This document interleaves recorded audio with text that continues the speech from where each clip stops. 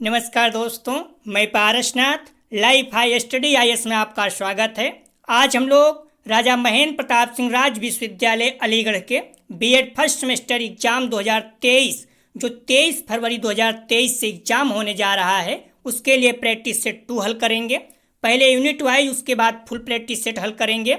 आज पेपर 101 अर्थात बाल अवस्था एवं अभिवृद्धि या चाइल्डहुड एंड ग्रोइंग अप का यूनिट 2 बाल विकास के सिद्धांत, इसके टॉप 100 अति महत्वपूर्ण प्रश्न हल करेंगे। यहाँ से निश्चित रूप से एग्जाम में प्रश्नों के आने की संभावना है, इसलिए आप लोग वीडियो को पूरा देखिएगा। यह पेपर 80 अंक का होगा, 75 प्रश्न दिया रहेगा, 50 प्रश्न हल करना होगा अर्थात एक प्रश्न 1.6 अंक का होगा और समय 1 घंटे 30 मिनट अर्थात 90 मिनट का होगा। इस पेपर में पास होने के लिए 32 अंक प्राप्त करना होगा आप लोगों को, या फिर 20 प्रश्न सही करना होगा। आप लोग ध्यान दीजिएगा, जो लोग आगरा यूनिवर्सिटी के बीएड फर्स्ट ईयर BD 101 का री एग्जाम 2022-23 देने जा रहे हैं, उनके लिए भी यह प्रैक्टिस सेट महत्वपूर्ण है। दोस्तों, प्रश्नों पर आएँ, लेकिन उससे पहले प्लीज़ आप लोग वीडियो को ज़्यादा से ज़्यादा शेयर कीजिए जिससे सभी लोगों को लाभ हो सके। यदि आप लोग चैनल को सब्सक्राइब नहीं किए हैं तो प्लीज़ चैनल को सब्सक्राइब कीजिए तथा वीडियो को लाइक और शेयर जरूर कीजिए, इससे मोटिवेशन मिलता है। आइए देखते हैं प्रश्नों को। पेपर 101 अर्थात बाल अवस्था एवं अभिवृद्धि चाइल्डहुड एंड ग्रोइंग अप का यूनिट 2 बाल विकास के सिद्धांत थ्योरीज ऑफ चाइल्डहुड डेवलपमेंट। इसका पहला प्रश्न है, मनोसामाजिक विकास का सिद्धांत किसने दिया? ए पियाजे, बी कोहलबर्ग, सी इरिक्सन, डी वाइगोस्की। तो इसका सही जवाब हो जाएगा पहले का सी एरिक्सन। जो नोट लिखा गया है महत्वपूर्ण है, आप लोग इसे जरूर देखा करें। 20वीं शताब्दी के उत्तरार्ध में एरिक एरिक्सन ने जोआन एरिक्सन के साथ मिलकर मनोसामाजिक विकास का सिद्धांत दिया, जिसमें उन्होंने मनोसामाजिक विकास के 8 चरण गिनाए या बताए।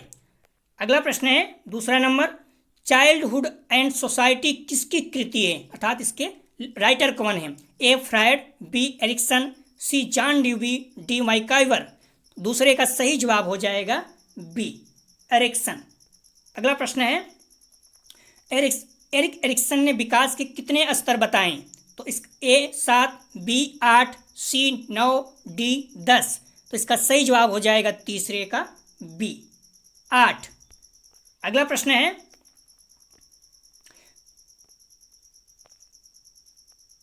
द ओरिजिन ऑफ स्पीसीज 1859 के लेखक हैं? ए हल, बी कट लेविन, सी डार्विन, डी मेंटल। तो इसका सही जवाब हो जाएगा 4 का सी डार्विन। ध्यान रखना, इनका पूरा नाम है चार्ल्स डार्विन। अगला प्रश्न है, संरक्षण का गुण पियाजे के किस अवस्था से संबंधित है? ए संवेदी गामक अवस्था, बी औपचारिक संक्रियात्मक अवस्था, सी मूर्त संक्रियात्मक अवस्था, डी पूर्व संक्रियात्मक अवस्था। तो 5 का सही जवाब हो जाएगा सी मूर्त संक्रियात्मक अवस्था। आप लोग परेशान मत होना, मॉडल पेपर में देखोगे तो डी दिया हुआ है जो कि गलत है, ठीक है। तो इसका सही जवाब है सी। आप लोग बुक का सहारा लीजिए जब भी संदेह हो, ठीक है। संवेदनात्मक गामक अवस्था जन्म से 2 वर्ष तक होता है। पूर्व संक्रियात्मक अवस्था 2 से 7 वर्ष होता है। तीसरा मूर्त संक्रियात्मक अवस्था 7 से 12 वर्ष। औपचारिक संक्रियात्मक अवस्था 11 से 15 वर्ष। पॉइंट को ध्यान रखना, महत्वपूर्ण है, पूछा जाता है बार बार घुमा के। अगला प्रश्न है 6 नंबर, वाइगोस्की ने निम्न में से कौन सी स्पीच को बताया? A social speech, B private speech, C silent inner speech, D उपयुक्त सभी। तो इसका सही जवाब हो जाएगा 6 का। ध्यान रखना, इसका सही जवाब है डी। तीनों महत्वपूर्ण प्रश्न है, प्रश्न दोबारा भी आ सकता है। मॉडल पेपर में ए दिया है जो कि गलत बताया है, आप लोग बुक में देखना। वाइगोस्की का मानना है कि भाषा अधिगम का सबसे बड़ा साधन है। उन्होंने भाषा को 3 रूपों में विभाजित किया। ध्यान रखना, 3 रूपों में, सामाजिक, निजी जिसे कि, और मूक जिसे साइलेंट कहते हैं, ठीक है। तो इन्होंने 3 रूपों में विभाजित किया भाषा को, सामाजिक, निजी और मूक भाषण, ठीक है। तो आप लोग कंफ्यूज नहीं होना, मॉडल पेपर में बहुत ज़्यादा गलत दिया हुआ है, उसे फॉलो हो सके तो बुक का जरूर सहारा लीजिएगा प्लीज़। तो 6 का सही जवाब है, क्लियर हो गया होगा। 6 का सही जवाब था डी, ठीक है, क्लियर हो गया। 6 का सही जवाब था डी। अगला प्रश्न है 7 नंबर, संज्ञानात्मक विकास का सिद्धांत किस मनोवैज्ञानिक ने दिया? ए फ्रायड, बी जीन पियाजे, सी एरिक्सन, डी जुंग। तो इसका सही जवाब हो जाएगा 7 का बी, जीन पियाजे। अगला प्रश्न है, विकास कभी न समाप्त होने वाली प्रक्रिया है या विचार किससे संबंधित है? ए एकीकरण का सिद्धांत, बी अंतक्रिया का सिद्धांत, सी अंतर संबंध का सिद्धांत, डी निरंतरता का सिद्धांत।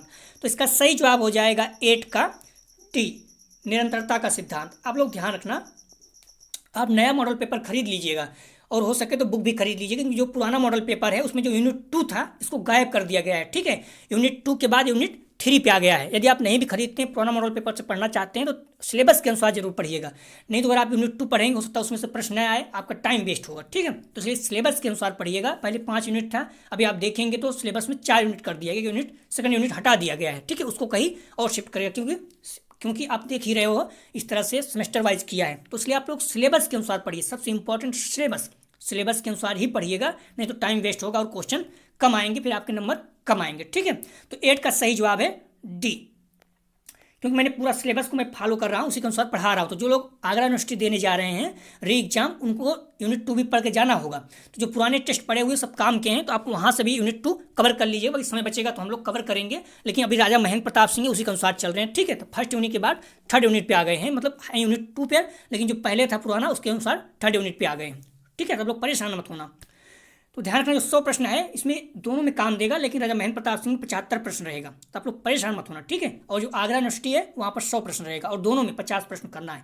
राजा महेंद्र प्रताप सिंह में 75 में 50 प्रश्न करना है और आगरा यूनिवर्सिटी में 100 में 50 प्रश्न करना है। ठीक है, कंफ्यूज नहीं होना। यह पेपर 80 अंक का, 100 अंक था, 20 अंक इंटरनल, और जो टर्म एग्जाम है 80 अंक का है। तो इसलिए एक प्रश्न 1.6 अंक का रहेगा, आप लोग ध्यान रखना।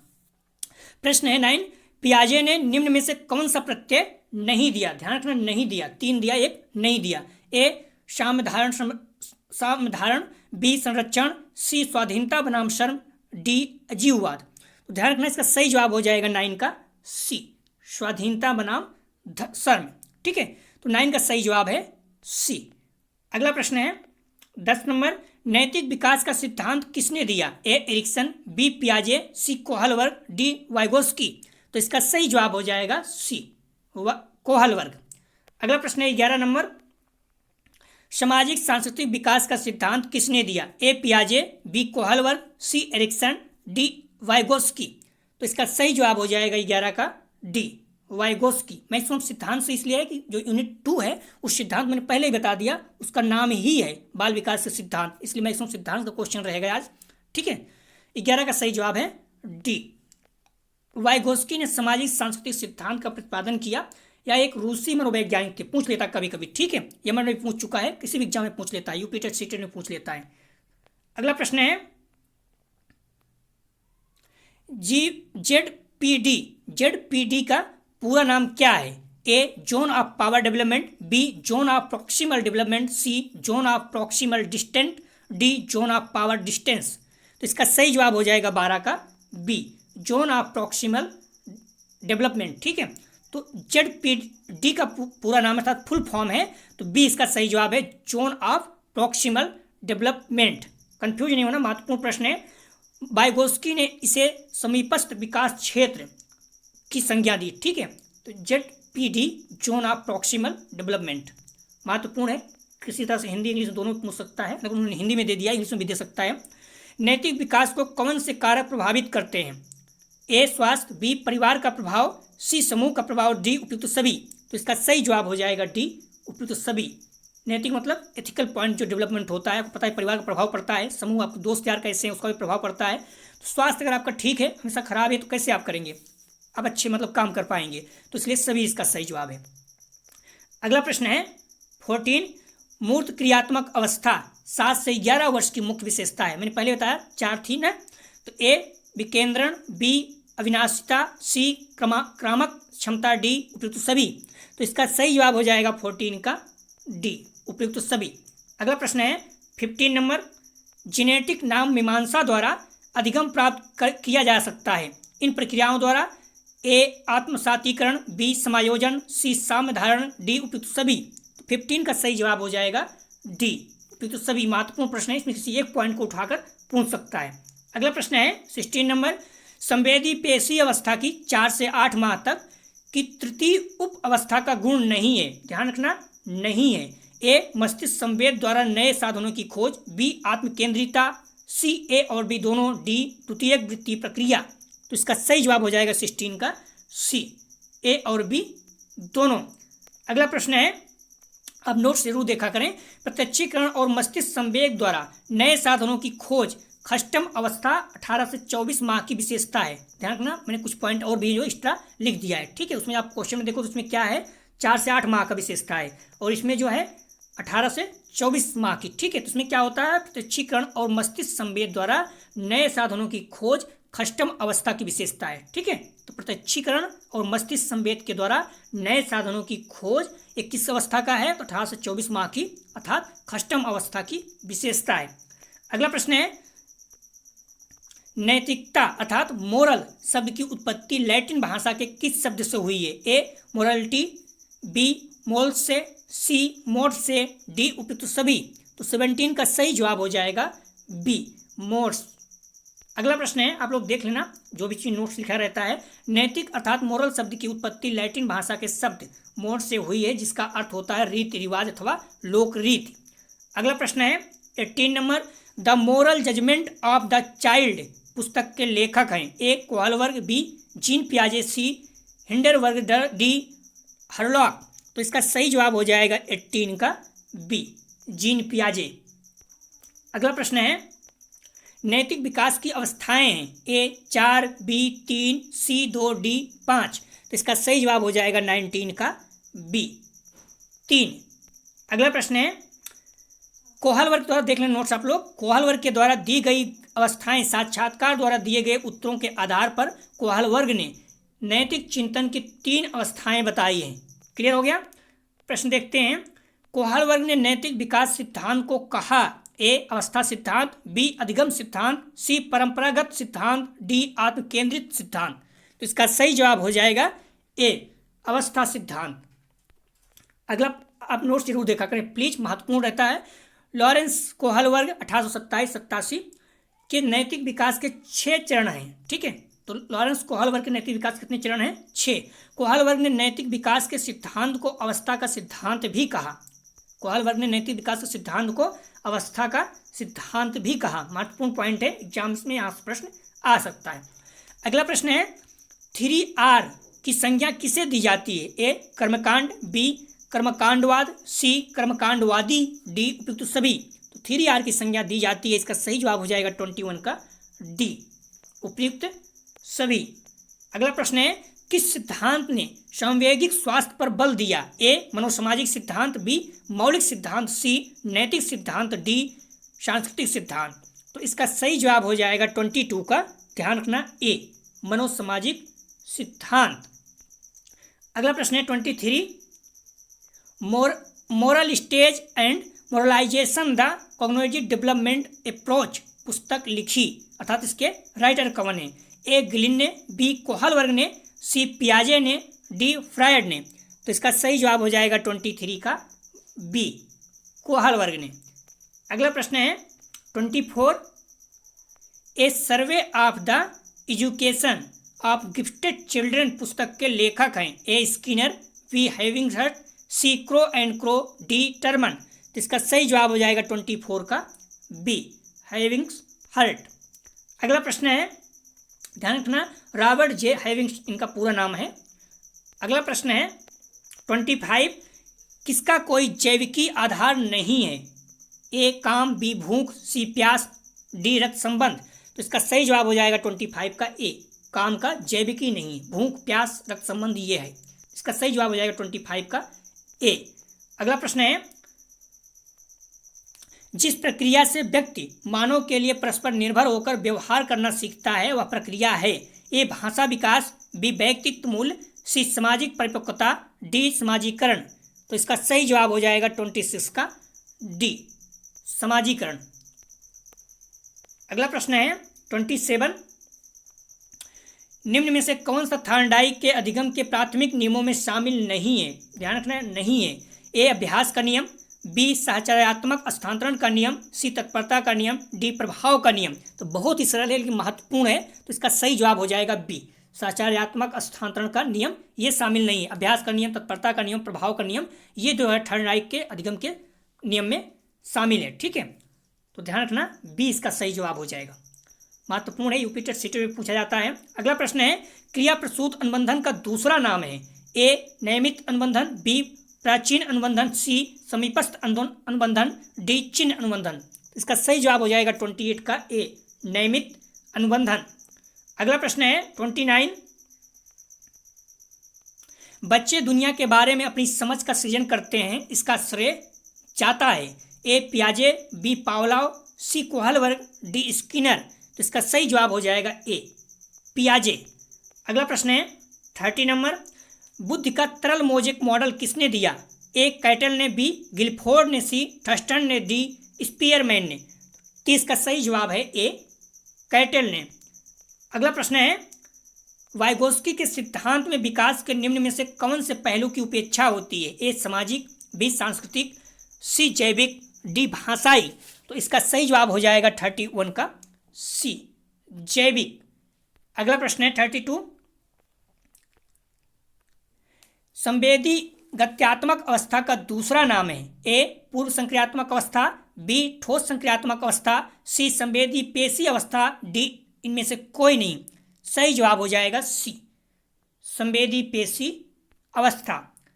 अगला प्रश्न है संवेदी पेशी अवस्था को जीन पियाजे ने कितने उप अवस्थाओं में बांटा? ए 4, बी 5, सी 6, डी 7। इसका सही जवाब हो जाएगा सी 6। अगला प्रश्न है 34, संवेदी पेशी अवस्था की प्रथम उपावस्था 0 से 1 माह प्रदर्शित करती है। एक आत्म केंद्रितता, बी बुद्धि तथा आदिम अवस्था, सी जन्मजात स्वतः प्रेरित अवस्था, डी उपयुक्त सभी। तो इसका सही जवाब हो जाएगा डी उपयुक्त सभी। अगला प्रश्न है संवेदी पेशी अवस्था की द्वितीय उप अवस्था 1 से 4 माह प्रदर्शित करती है। ए क्रियाओं की पुनरावृत्ति, बी कारण एवं उसके प्रभाव का आभास, सी आत्म केंद्रितता, डी उपयुक्त सभी। तो इसका सही जवाब हो जाएगा 35 का डी उपयुक्त सभी। अगला प्रश्न है संवेदी पेशी अवस्था की पंचम उप अवस्था 12 से 18 माह की प्रमुख विशेषता है। ए प्रयोगात्मक तथा क्रियात्मक अवस्था प्रवृत्ति, बी नवीन वस्तुओं की खोजने की, सी नए लक्ष्यों का निर्माण करना, डी उपयुक्त सभी। तो इसका सही जवाब हो जाएगा 36 का डी उपयुक्त सभी। पूर्व क्रियात्मक अवस्था को प्राक संक्रियात्मक अवस्था भी कहते हैं। ये सारे पॉइंट जो नोट्स से मोस्ट इंपॉर्टेंट होते हैं, यहाँ से प्रश्न बन सकता है। ठीक है, तो पूर्व क्रियात्मक अवस्था को क्या कहा जाता है? प्राक संक्रियात्मक अवस्था। पॉइंट को याद रखा करें। 37, इंटरप्रिटेशन ऑफ ड्रीम पुस्तक की रचना किसने की? ए अन्ना फ्रायड, बी कार्ल जंग, सी सिगमंड फ्रायड, डी एडलर। तो इसका सही जवाब हो जाएगा 37 का सी सिगमंड फ्रायड। अगला प्रश्न है पूर्व क्रियात्मक अवस्था 2 से 7 वर्ष की उप अवस्थाएं हैं। ए पूर्व संकल्पनात्मक अवस्था, बी अंतःप्रज्ञ चिंतन काल, सी ए और बी दोनों, डी इनमें से कोई नहीं। तो इसका सही जवाब हो जाएगा 38 का सी ए और बी दोनों, पूर्व संकल्पनात्मक अवस्था और बी अंतःप्रज्ञ चिंतन काल दोनों। अगला प्रश्न है अंतःप्रज्ञ चिंतन काल 4 से 7 वर्ष में क्या होता है? ए आत्म केंद्रीय भाषा का विकास, बी सामाजिक भाषा का विकास, सी सूझ और अंतर्दृष्टि द्वारा तर्क, डी उपयुक्त सभी। तो इसका सही जवाब हो जाएगा डी उपयुक्त सभी। अगला प्रश्न है 40 नंबर, विद्यालय से घर तक का मार्ग शब्दों द्वारा बताने के साथ साथ मानचित्र द्वारा भी दर्शाया जा सकता है। यह उदाहरण है ए समरूपता, बी मानसिक पुनर्प्रस्तुतिकरण, सी क्रमगत क्षमता, डी उपयुक्त सभी। तो इसका सही जवाब हो जाएगा बी मानसिक प्रस्तुतिकरण। अगला प्रश्न है 41, किसी वस्तु घटना या पदार्थ के विभिन्न अवयवों एवं आयामों को एक साथ समझ सकता है। यह उदाहरण है ए क्षतिपूर्तिकरण, बी समरूपता, सी विकेंद्रीकरण, डी मानसिक प्रस्तुतिकरण। तो इसका सही जवाब हो जाएगा सी विकेंद्रण।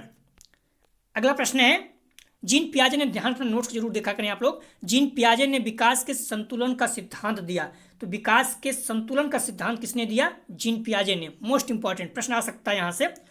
अगला प्रश्न है, अनुकूलित किन क्रियाओं द्वारा होता है? ए आत्मसातीकरण, बी व्यवस्थापन, सी ए बी दोनों, डी इनमें से कोई नहीं। तो इसका सही जवाब हो जाएगा सी, ए बी दोनों। अगला प्रश्न है 43, पियाजे के संज्ञानात्मक विकास के चरणों के अनुसार इंद्रिय गामक जिसे संवेदी प्रेरक अवस्था के किसके साथ संबंधित है?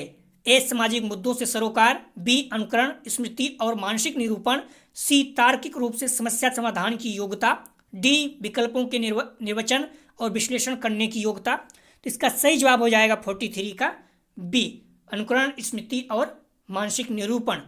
अगला प्रश्न है 44, बच्चों में बौद्धिक विकास की 4 विशिष्ट अवस्थाओं की पहचान की गई। ए कोहलबर्ग ने, बी एरिक्सन ने, सी पियाजे द्वारा, डी स्किनर। इसका सही जवाब हो जाएगा 44 का सी। ध्यान रखना 44 का सही जवाब है सी, पियाजे द्वारा। ठीक है, और 43 का कौन सा था? तो इसका बी था, 43 का बी था। और 44 का कौन सा जवाब है? 44 का सी है। ठीक है, कंफ्यूजन है ना, पियाजे। अगर जीन पियाजे स्विट्जरलैंड के हैं। ठीक है, इनका जन्म स्थान भी आप लोग जरूर ध्यान रखा करें। तो जीन पियाजे किस देश के हैं? तो स्विट्जरलैंड के हैं। अगला प्रश्न है 45, घटना तथा वस्तुओं के बारे में एक बच्चा तार्किक रूप से सोचता है। पियाजे के चरणों के संबंध में सही कथन है। ए सेंसरी तांत्रिक अवस्था, बी प्रारंभिक संचालन प्रक्रिया, सी औपचारिक संचालन प्रक्रिया, डी मूर्त संचालन अवस्था। सही जवाब हो जाएगा 45 का डी, मूर्त संचालन अवस्था। अगला प्रश्न है 46, बच्चों में आधारहीन आत्म चेतना अवस्था का संबंध उसके विकास के किस अवस्था से संबंधित है? ए पूर्व बाल अवस्था, बी बाल अवस्था, सी किशोरावस्था, डी इनमें से कोई नहीं। 46 का सही जवाब हो जाएगा सी, किशोरावस्था। अगला प्रश्न है 47, बच्चों के विकास से संबंधित निर्माण एवं खोज का सिद्धांत निम्न में से किसने दिया? ए स्किनर ने, बी वाइगोस्की ने, सी जीन पियाजे ने, डी रॉबर्ट ने।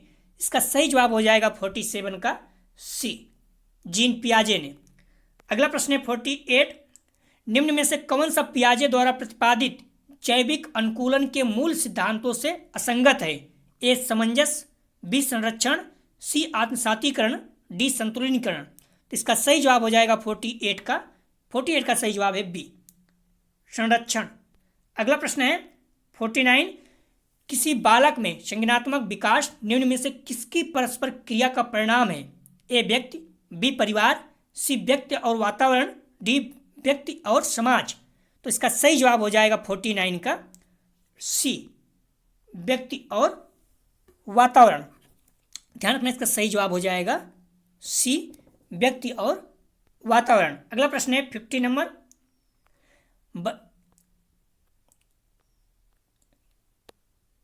बच्चे के संज्ञानात्मक विकास हेतु उत्तम स्थान है। ए घर, बी विद्यालय एवं कक्षा का वातावरण, सी सभागार, डी खेल का मैदान।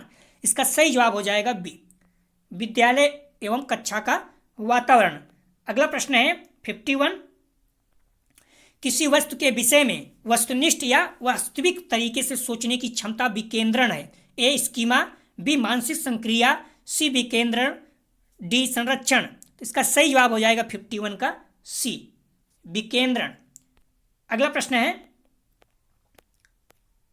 52, यह एक ऐसी प्रक्रिया है जिसमें बालक समस्या के समाधान के लिए पूर्व सीखी गई मानसिक प्रक्रियाओं का सहारा लेता है। तो ए समायोजन, बी आत्मसातीकरण, सी संरक्षण, डी विकेंद्रण। इसका सही जवाब हो जाएगा 52 का बी, आत्मसातीकरण। अगला प्रश्न है 53, वह मानसिक संक्रिया तथा संज्ञानात्मक प्रक्रिया से संबंधित है। वह मानसिक संक्रिया तथा संज्ञानात्मक प्रक्रिया से संबंधित है। वह मानसिक संरचना है जिसका सामान्यीकरण किया जा सकता है। यह है ए स्कीमा, बी संज्ञानात्मक संरचना, सी संरक्षण, डी इनमें से कोई नहीं। इसका सही जवाब हो जाएगा ए स्कीमा। अगला प्रश्न है औपचारिक संक्रियात्मक अवस्था है। ए जन्म से 0 से 2 वर्ष, बी 11 से 15 वर्ष, सी 2 से 7 वर्ष, डी इनमें से कोई नहीं। तो 54 का सही जवाब हो जाएगा बी, 11 से 15 वर्ष। आप देख सकते हैं प्रश्न घुमा फिरा कर बार बार वही पूछ रहा है। ठीक है, तो इसका सही जवाब हो जाएगा 54 का बी। अगला प्रश्न है, इसको आप देख लीजिएगा, जो 5-6 चरण है इसमें। संवेदनात्मक गामक अवस्था जन्म से 2 वर्ष, पूर्व संक्रियात्मक अवस्था 2 से 7 वर्ष, मूर्त संक्रियात्मक अवस्था 7 से 12 वर्ष, औपचारिक संक्रियात्मक अवस्था 11 से 15 वर्ष। प्रश्न है अगला, पियाजे का नैतिक विकास का सिद्धांत है, ए प्रायत नैतिक की अवस्था, बी स्वायत्त नैतिक की अवस्था, सी ए बी दोनों, डी इनमें से कोई नहीं। 55 का सही जवाब हो जाएगा सी, ए और बी दोनों। अगला प्रश्न है, पियाजे के संज्ञानात्मक विकास की विशेषता है, ए सीखना, बी संक्रियता, सी तर्क, डी उपयुक्त सभी। तो पियाजे के संज्ञानात्मक विकास की विशेषता है, सही जवाब हो जाएगा डी, उपयुक्त सभी, सीखना, सक्रियता, तर्क तीनों। अगला प्रश्न है 57, जीन पियाजे के संज्ञानात्मक विकास सिद्धांत को स्वीकृति कब मिली, ए सन 1920 में, बी सन 2006 में, सी सन 1960 में, डी सन 2010 में। 57 का सही जवाब हो जाएगा सी, 1960 में। अगला प्रश्न है, नोट से आप लोग देख सकते हैं, जीन पियाजे का जन्म ध्यान रखना 1886 में स्विट्जरलैंड में हुआ था। उन्होंने 1920 में संज्ञानात्मक विकास का प्रतिपादन किया। ठीक है, लेकिन इस सिद्धांत को मान्यता कब मिली, 1960 में। पॉइंट को ध्यान रखना, इसमें कई प्रश्न बन सकते हैं। अगला प्रश्न है, पियाजे ने संज्ञानात्मक विकास का अध्ययन किया, ए जन्म से बाल अवस्था तक, बी शैशवावस्था से किशोरावस्था तक, सी गर्भाधान से जन्म तक, डी उपयुक्त सभी। 58 का सही जवाब हो जाएगा बी, शैशवावस्था से किशोरावस्था तक पियाजे ने संज्ञानात्मक विकास के अध्ययन किया। ठीक है, 20 का सही जवाब हो जाएगा। अगला प्रश्न है 59, नियमों का एक ऐसा समूह जिसके द्वारा प्राणी वातावरण की व्याख्या करता है, इस नियम के समूह को कहते हैं, ए लिपिड, बी आरेख, सी ए और बी दोनों, डी इनमें से कोई नहीं।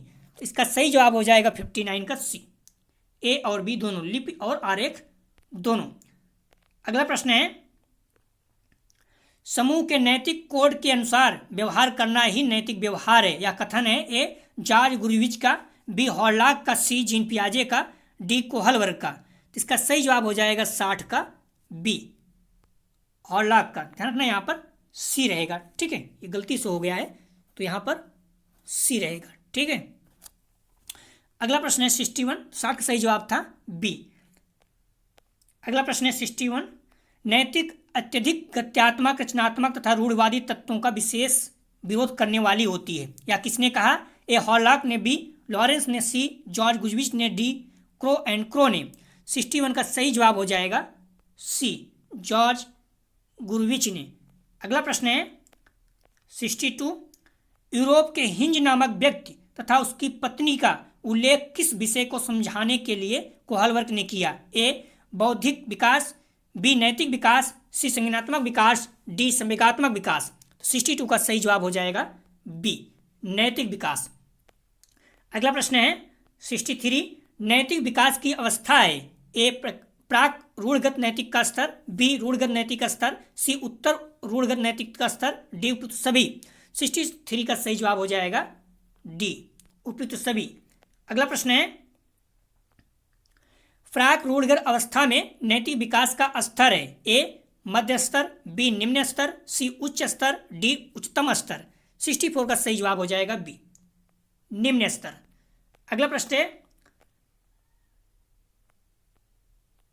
किस अवस्था में बच्चे पुरस्कार के लिए प्रेरित होते हैं, किस अवस्था में बच्चे पुरस्कार के प्रति प्रेरित होते हैं, ए आज्ञा एवं दंड की अवस्था, बी साधनात्मक सापेक्षवादी उन्मुखता में, सी नैतिक विकास की अवस्था में, डी उपयुक्त सभी। तो 65 का सही जवाब हो जाएगा बी, साधनात्मक सापेक्षवादी उन्मुखता में।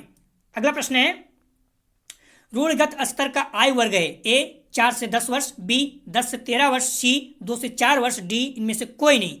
66 का सही जवाब हो जाएगा बी, 10 से 13 वर्ष। अगला प्रश्न है, अच्छा लड़का या अच्छी लड़की अवस्था होती है, ए प्राक रूढ़गत नैतिक स्तर, बी रूढ़गत नैतिक स्तर, सी उत्तर रूढ़गत स्तर, डी उपयुक्त सभी। 67 का सही जवाब हो जाएगा बी। अच्छा लड़का या अच्छी लड़की अवस्था होती है तो रूढ़िगत नैतिक स्तर, बी इसका सही जवाब है। अगला प्रश्न है 68, सामाजिक अनुबंध उन्मुखता होती है, ए उत्तर रूढ़िगत स्तर, बी प्राक रूढ़िगत स्तर, सी रूढ़िगत स्तर, डी इनमें से कोई नहीं। तो 68 का सही जवाब हो जाएगा ए रूढ़िगत उत्तर रूढ़िगत स्तर, 68 का सही जवाब है ए। अगला प्रश्न है भारत स्टेजेस एवं मॉरलाइजेशन द कॉग्निटिव डेवलपमेंट अप्रोच किसने लिखी? ए जीन पियाजे ने, बी कोहलबर्ग ने, सी हॉर्लॉक ने, डी जॉर्ज गुरविच ने। तो 69 का सही जवाब हो जाएगा बी कोहलबर्ग ने। अगला प्रश्न है शैशवावस्था में बच्चे द्वारा दूसरे बच्चे से खिलौना छीन लेना उदाहरण है, ए सामाजिक विकास की कमी, बी बौद्धिक विकास की कमी, सी नैतिक विकास की कमी, डी सहयोग की कमी। 70 का सही जवाब हो जाएगा सी नैतिक विकास की कमी। अगला प्रश्न है प्राक रूढ़िगत स्तर जाना जाता है, ए पूर्व परंपरागत स्तर, बी परंपरागत स्तर, सी उत्तर परंपरागत स्तर, डी इनमें से कोई नहीं। 71 का सही जवाब हो जाएगा ए पूर्व परंपरागत स्तर। अगला प्रश्न है ध्यान रखना परंपरागत स्तर के 2 चरण हैं, इसे भी याद रखना आप लोग। शिशु के जन्म संवेग की प्रधानता होती है, शिशु के जन्म के समय संवेग की प्रधानता होती है, शिशु के जन्म संवेग की प्रधानता होती है। तो ए भय, बी क्रोध, सी घृणा, डी उत्तेजना। इसका सही जवाब हो जाएगा 72 का डी उत्तेजना संवेग की प्रधानता होती है, शिशु के जन्म के उत्तेजना संवेग की प्रधानता होती है जन्म के समय। ठीक है, 72 का सही जवाब हो जाएगा डी। अगला प्रश्न है 73, नैतिक विकास के पक्ष हैं, ए नैतिक ज्ञान, बी नैतिक संप्रत्यय, सी नैतिक तर्क, डी उपयुक्त सभी। 73 का सही जवाब हो जाएगा डी उपयुक्त सभी। अगला प्रश्न है देख लेना नोट्स आप लोग, नैतिक व्यवहार का विकास करने का लक्ष्य अनुशासन सीखना है। ठीक है, नैतिक व्यवहार का विकास करने का लक्ष्य क्या है? उद्देश्य अनुशासन सीखना। शिशु के जन्म के समय नैतिक विकास नहीं होता, इस पॉइंट को भी ध्यान रखना। जन्म के बाद धीरे धीरे नैतिक विकास समाज से सीखता है। ठीक है, अगर जन्म लेता है तो उसमें उसको कुछ नहीं पता रहता है, कोरे कागज जैसे होता है। ठीक है, उसको कुछ नहीं पता था नैतिकता क्या है। धीरे धीरे समाज में बढ़ता है, परिवार के लोग सिखाते हैं कि मम्मी पापा हैं इनका रिस्पेक्ट करो, या फिर जो भी है पैर छुओ। नैतिकता धीरे धीरे आती है, चोरी नहीं करना चाहिए, ये चीज़ें हैं, गलत काम है, ये गलत है, तो बाद में सिखाया जाता है। ठीक है, जन्म में उसको कुछ नहीं पता रहता है। 74, नैतिकता का संज्ञानात्मक तत्व कहा जाता है, ए नैतिक ज्ञान को, बी नैतिक तर्क को, सी नैतिक निर्णय को, डी इनमें से कोई नहीं। 74 का सही जवाब हो जाएगा सी नैतिक निर्णय को। अगला प्रश्न है ध्यान रखना 100% मैंने रखा है, तो आप लोग परेशान मत होना। 75 आपको रहेगा राजा महेंद्र प्रताप सिंह में, और आगरा वाले में 100 प्रश्न रहेगा, इसीलिए दोनों को मैंने ध्यान रखते हुए किया है। तो आपके लिए महत्वपूर्ण ये सभी लोग दोनों को पढ़िए। 75, किसने कहा कि बच्चों में नैतिक विकास सामाजिक अधिगम का परिणाम है? ए स्किनर ने, बी पियाजे ने, सी कोहलबर्ग ने, डी बंडूरा एवं वाल्टर्स ने। 75 का सही जवाब हो जाएगा डी बंडूरा एवं वाल्टर्स ने। मैंने कोशिश किया है कि आप लोगों को मैक्सिमम प्रश्न अपने टेस्ट से आए, आप लोग परेशान ना होना पड़े, कई लोग बुक नहीं पढ़ते बल्कि टेस्ट के भरोसे रहते हैं। अगला प्रश्न है किसने कहा कि नैतिक विकास अधिकतर पुनर्बलन का प्रभाव प्रदर्शित करता है? ए हॉर्लॉक, बी बंडूरा, सी स्किनर, डी कोहलबर्ग। 76 का सही जवाब है सी स्किनर ने। अगला प्रश्न है किसने कहा कि बच्चे के नैतिक विकास के स्वरूप को समझने के लिए उसके तर्क और सिद्धांत के स्वरूप का विश्लेषण करना आवश्यक है? ए स्किनर ने, बी हॉर्लॉक ने, सी कोहलबर्ग ने, डी जीन पियाजे ने। 77 का सही जवाब हो जाएगा सी कोहलबर्ग ने। अगला प्रश्न है भूख लगने का बौद्धिक विकास बालक में होता है? ए गर्भावस्था से, बी जन्म के प्रथम सप्ताह से, सी 5 माह में, डी डिंबावस्था में। तो भूख लगने का बौद्धिक विकास बालक में होता है। 78 का सही जवाब हो जाएगा बी जन्म के प्रथम सप्ताह से ही।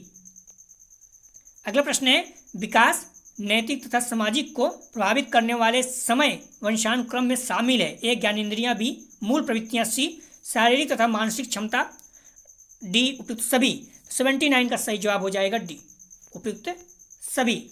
अगला प्रश्न है बाल विकास अध्ययन है? ए बालकों के व्यवहार का, बी विकास को प्रभावित करने वाले तत्वों का, सी बालक के विकास के विभिन्न क्षेत्रों का, डी उपयुक्त सभी।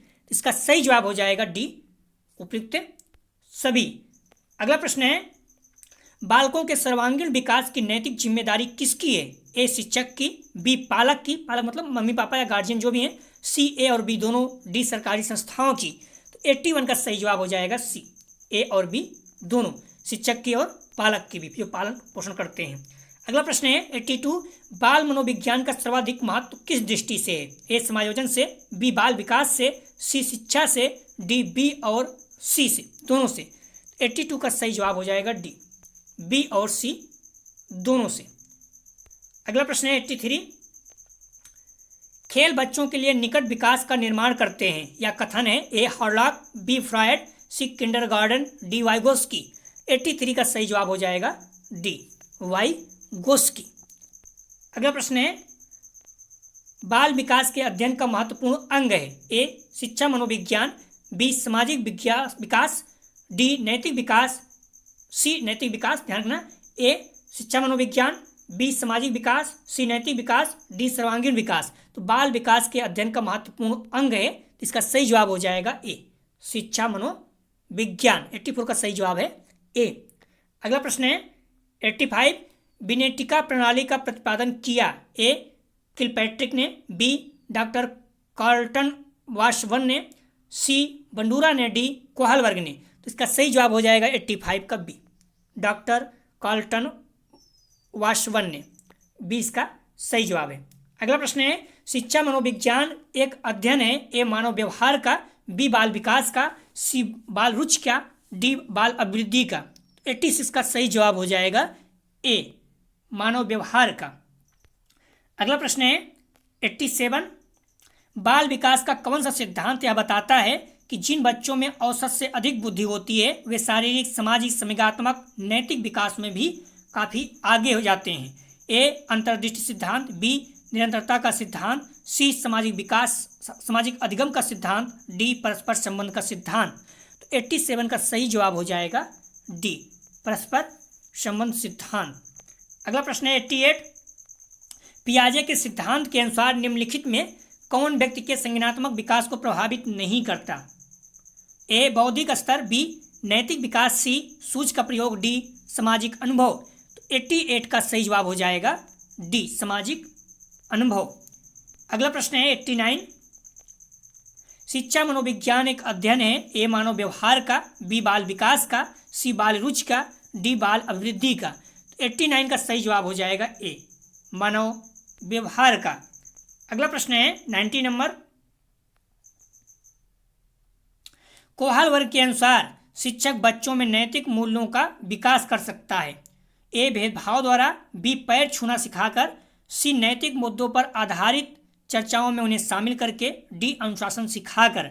कोहलवर्ग के अनुसार शिक्षक बच्चों में नैतिक मूल्यों का विकास कैसे कर सकता है? तो इसका सही जवाब हो जाएगा सी नैतिक मुद्दों पर आधारित चर्चाओं में उन्हें शामिल करके, उन्हें बताना कि क्या नैतिक है क्या अनैतिक है। जैसे चोरी करना गलत है, अनैतिक है, मम्मी पापा को साथ अच्छा व्यवहार करना चाहिए, ये नैतिक है, बड़ों से अच्छे से बात करना चाहिए, बड़ों का आने पर पैर छूना चाहिए, सारे नैतिक हैं। जो भी है इन मुद्दों पर चर्चा करके नैतिक मूल्यों का विकास कर सकते हैं। अगला प्रश्न है, कोहलवर्ग के अनुसार सही और गलत के प्रश्न के बारे में निर्णय के शामिल चिंतन प्रक्रिया को कहा जाता है? ए तर्क चिंतन, तर्क शक्ति, बी सूझबूझ, डी सी ज्ञान, डी नैतिक तर्क शक्ति। तो ध्यान रखना, ए तर्क शक्ति, बी सूझबूझ, सी ज्ञान, डी नैतिक तर्क शक्ति। तो 91 का सही जवाब हो जाएगा डी नैतिक तर्क शक्ति। अगला प्रश्न है 92, बच्चे दुनिया के बारे में अपनी समझ का सृजन करते हैं, इस कथन का श्रेय जाता है? ए कोहलवर्ग को, बी जीन पियाजे को, सी हर्वर्ट को, डी वाइगोस्की को। तो इसका सही जवाब हो जाएगा 92 का बी जीन पियाजे को। अगला प्रश्न है 93, किसका कथन है कि ज्ञानात्मक विकास नकल पर आधारित ना होकर खोज पर आधारित है? ए कोहलवर्ग का, बी वाइगोस्की का, सी हॉर्लॉक का, डी जीन पियाजे का। तो 93 का सही जवाब हो जाएगा डी जीन पियाजे का। अगला प्रश्न है 94, बच्चों में आधारहीन आत्मचेतना पाई जाती है? ए किशोरावस्था में, बी बाल्यावस्था में, सी शैशवावस्था में, डी उपयुक्त सभी में। तो 94 का सही जवाब हो जाएगा ए किशोरावस्था में। ठीक है। अगला प्रश्न है 95, कोहलवर्ग के अनुसार पूर्व नैतिक विकास की अवस्था है? ए 7 से 12 वर्ष तक, बी जन्म से 2 वर्ष तक, सी 2 से 5 वर्ष तक, डी 1 से 5 वर्ष तक। तो इसका सही जवाब हो जाएगा 95 का बी, जन्म से 2 वर्ष तक।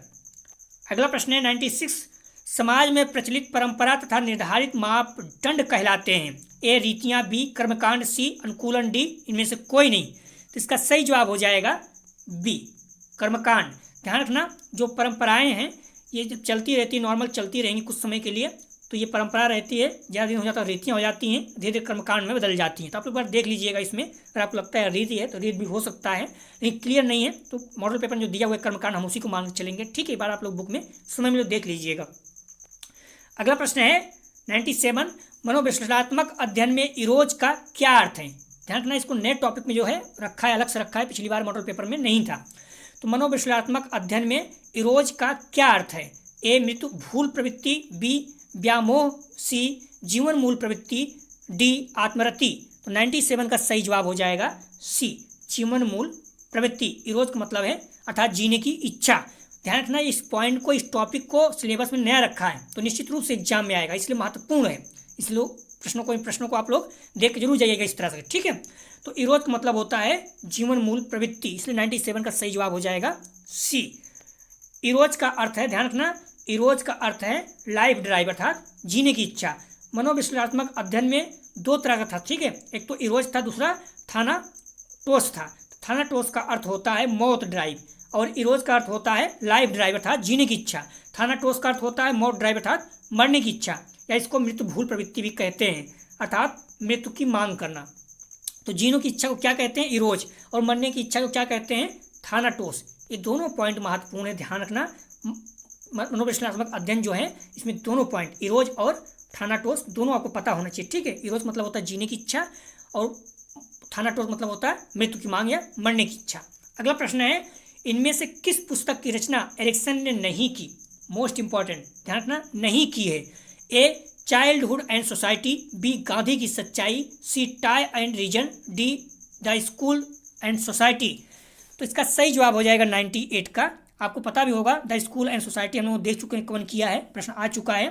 तो निम्न में से कौन सी पुस्तक एरिक्सन की नहीं है, तो इसका सही जवाब हो जाएगा 98 का D the school and society. बाकी चाइल्डहुड एंड सोसाइटी, गांधी की सच्चाई, टाई एंड रीजन, ये तीनों जो है एरिक्सन महोदय ने किया था। ठीक है, लेकिन द स्कूल एंड सोसाइटी इन्होंने नहीं किया था। द स्कूल एंड सोसाइटी किसने किया था, तो आप लोग देख सकते हैं द स्कूल एंड सोसाइटी के लेखक कौन है, जॉन डीवी हैं। ठीक है, ये भी महत्वपूर्ण है, पूछा गया है। अगला प्रश्न है, एरिक्सन ने कौन सा प्रत्यय नहीं दिया। ए विश्वास बनाम अंधविश्वास, बी श्रम बनाम हीन भावना, सी स्वाधीनता बनाम शर्म, डी अजीववाद। तो आप लोग अगर देखे होंगे तो इसके पहले हम लोग प्रश्न कर चुके हैं, तो उसमें अजीववाद था, अजीववाद या फिर जीववाद इसको बोलते हैं। तो 99 का सही जवाब हो जाएगा डी जीववाद जो था इन्होंने नहीं दिया था। अब वहाँ पर ये था कौन नहीं दिया था, तो उसमें स्वाधीनता बनाम शर्म था। तो इसमें क्या किया, तो आप लोग ध्यान रखना कि स्वाधीनता बनाम शर्म किसने दिया है, एरिक्सन ने। विश्वास बनाम अविश्वास, श्रम बनाम हीन भावना, ये तीनों जो है एरिक्सन ने दिया है, लेकिन अजीववाद एरिक्सन ने नहीं दिया है। ठीक है, अजीववाद किसने दिया, अजीववाद या जीववाद एनिमिज को किसने दिया, जीन पियाजे ने। इस पॉइंट को ध्यान रखना क्योंकि प्रश्न वही पूछा गया है। जीववाद जीन पियाजे कौन कौन से थे, तो उसमें इस तरह से दिया गया था और ये वाला सही था, लेकिन यहाँ पर क्या किया, प्रश्न को घुमा दिया। ठीक है, तो एरिक्सन के मनोसामाजिक सिद्धांत की पहली अवस्था विश्वास बनाम अविश्वास है, जो इसमें दिया गया है। इसमें 3-4 पॉइंट है, विश्वास बनाम अविश्वास, श्रम बनाम हीन भावना, स्वाधीनता बनाम शर्म। तो इसमें एरिक्सन का जो पहला है, इसमें कौन सा है मनोसामाजिक सिद्धांत का, तो पहली अवस्था है विश्वास बनाम अविश्वास। इस पॉइंट को याद रखना, कोई पूछ लेता है। ठीक है, एरिक्सन के मनोसामाजिक सिद्धांत की पहली अवस्था कौन सी है, तो विश्वास बनाम अविश्वास जो है ये पहली थी। अगला प्रश्न है 100 नंबर, एरिक्सन के द्वारा बताई गई कौन सी मनोसामाजिक अवस्था फ्रायड के लिंग प्रधान अवस्था के समान है। ए श्रम बनाम हीन भावना, बी घनिष्ठता बनाम अलगाव, सी पहल शक्ति बनाम अपराध बोध, डी विश्वास बनाम अविश्वास। तो 100 का सही जवाब हो जाएगा पहल शक्ति बनाम अपराध बोध। एक प्रश्न मैंने ज़्यादा रख दिया था। वाइगोस्की के अनुसार किसी बालक के विकास में सबसे महत्वपूर्ण है, ए परिवार, बी विद्यालय, सी समाज, डी धर्म। ध्यान रखना, वाइगोस्की के अनुसार किसी बालक के विकास में सबसे महत्वपूर्ण क्या है, सही जवाब हो जाएगा इसका सी, समाज सबसे ज़्यादा महत्वपूर्ण है। ठीक है, परिवार को लोग बहुत अच्छा सिखाएं, लेकिन समाज में अगर गलत समाज में रह रहा है तो उसमें बहुत सारा प्रॉब्लम आ जाएगा। ठीक है, या फिर इसलिए समाज जो है सबसे इंपॉर्टेंट होता है। ठीक है, कुछ प्रश्न है, आप लोग इसका जवाब जरूर दीजिएगा। वंशानुक्रम का नियम है, ए उपार्जित गुणों की संरचना का नियम, बी जैविक सांख्यिकी का नियम, सी मेंटल का नियम, डी तो सभी। मैं पहले से क्लियर बता दूं, आप लोग अच्छे से इसको पढ़ के बुक में सर्च करके तब जवाब दीजिए, क्योंकि मॉडल पेपर में जो है मेंटल का नियम दिया गया है, लेकिन आप गूगल में सर्च करोगे तो मेंटल का नियम, उपार्जित गुणों की संरचना का नियम दोनों मिल जा रहा है।